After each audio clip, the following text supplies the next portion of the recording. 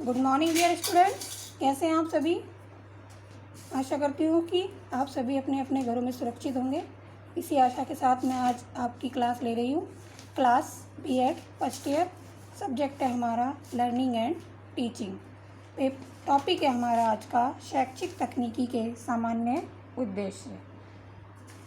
शैक्षिक तकनीकी के सामान्य उद्देश्यों में सबसे पहले है परिवर्तित युग की आवश्यकताओं के अनुरूप अधिगम की विधियों तथा गतिविधियों का आधुनिकीकरण करना। जो शैक्षिक तकनीकी है उसका सामान्य उद्देश्य ये है कि जो हमारा युग है वो परिवर्तित हो रहा है, उसकी आवश्यकताओं के अनुरूप अधिगम की जो विधियां हैं, गतिविधियां हैं, उनका आधुनिकीकरण करना।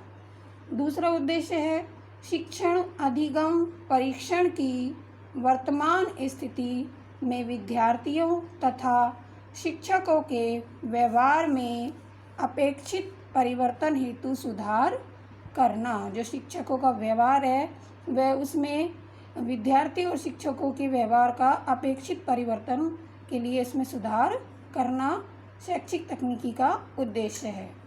तीसरा है कि शिक्षा के उद्देश्यों की प्राप्ति के लिए मनोविज्ञान एवं विज्ञान व तकनीकी के सहायता से विभिन्न युक्तियों का पता लगाना। कि शिक्षा के उद्देश्यों की प्राप्ति के लिए विज्ञान तकनीकी की सहायता से युक्तियों का पता लगाना है।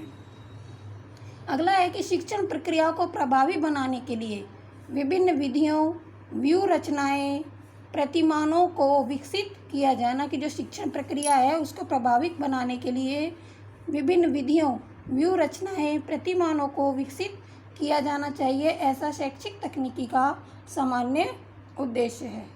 शिक्षण अधिगम हेतु प्रभावशाली बनाने के लिए विभिन्न विधियों, व्यू रचनाओं, प्रतिमानों को विकसित किया जाना। कि जो शिक्षण अधिगम है उसके लिए विभिन्न विधियों, व्यू रचनाओं, प्रतिमानों को विकसित किया जाना चाहिए।